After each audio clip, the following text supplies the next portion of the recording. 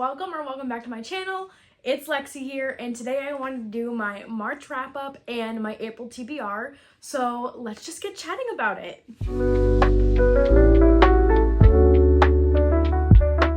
First book I read in March was When the Moon Hatched by Sarah A. Parker. I ended up giving this book a gracious 2 stars. I unfortunately did not enjoy this book at all, and I was really disappointed because I had seen it hyped so much on TikTok and I was so excited about it.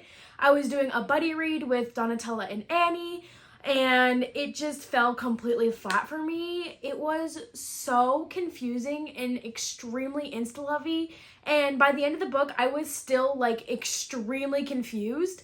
And I would consider myself like a pretty seasoned fantasy reader, so it was absolutely shocking that I just had no idea what was going on. And I honestly just finished the book because I was doing it for a buddy read. I would have DNF'd it if I was not reading it with friends, which is why I say it's a gracious 2 stars, because I usually do give my DNFs like a 1 to 0 depending on how far I get into the novel.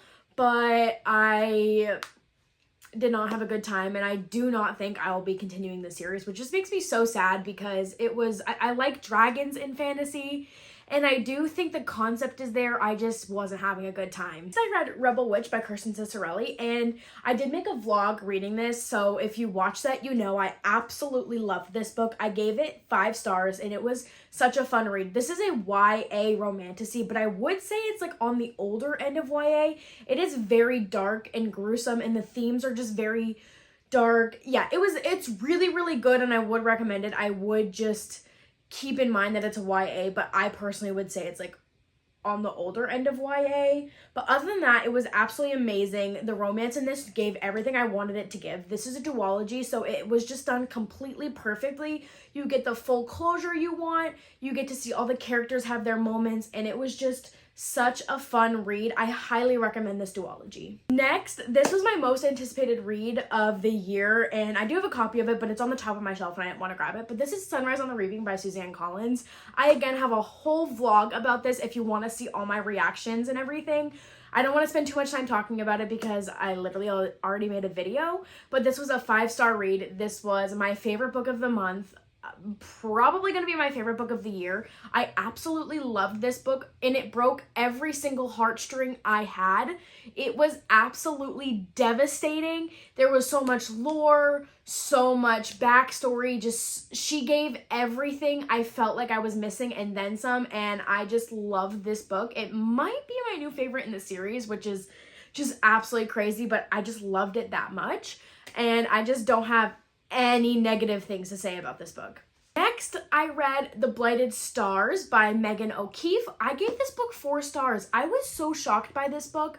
I started reading it in February and I just kept putting it down to read other books, and it was really slow at first, but it is really, really good. If you want an adult sci-fi that kind of gives like Star Wars vibes, I would definitely recommend this book.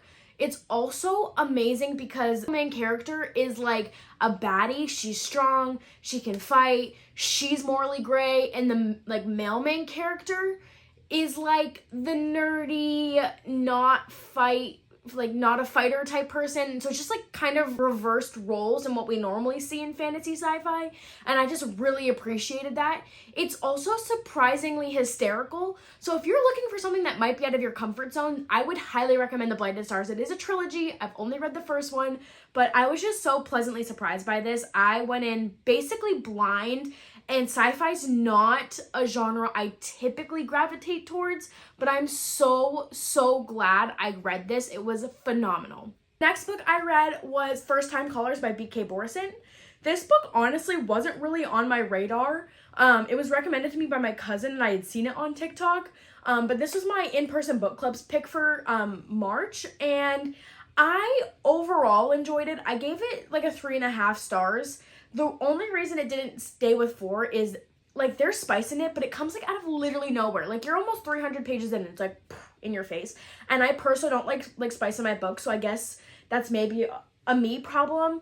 But it was good. It was one of the better adult romances I've read in a while. It wasn't like all about the spice, and there was a plot outside of it, so I really did appreciate that. The female main character's daughter I thought was so funny, and I really enjoyed reading about her character. And I would maybe read more of B.K. Borison's books. I would give it a try for sure. Her writing was really fast-paced and really easy to grasp, so I did enjoy that. This is like a really good book to read if you're just trying, like, you just want to read something quick, a palate cleanser. That's exactly what this was for me, and I did enjoy it. Those were the books I read in March, and now I'm going to talk about my April TBR. I'm going to start with the 2 books that I'm really excited to come out this month, and that would be, I'm going to say You'll Remember Me by Abby Jimenez. This comes out literally when this is posted today, so I'm really excited about this. I might not read it right away, but I cannot wait. If you know me, I love Abby Jimenez's books, and I'm so excited for this one. The next upcoming release is Great Big Beautiful Life by Emily Henry. Again, I'm obsessed with Emily Henry. This comes out a little bit later in the month, but I cannot wait to read it.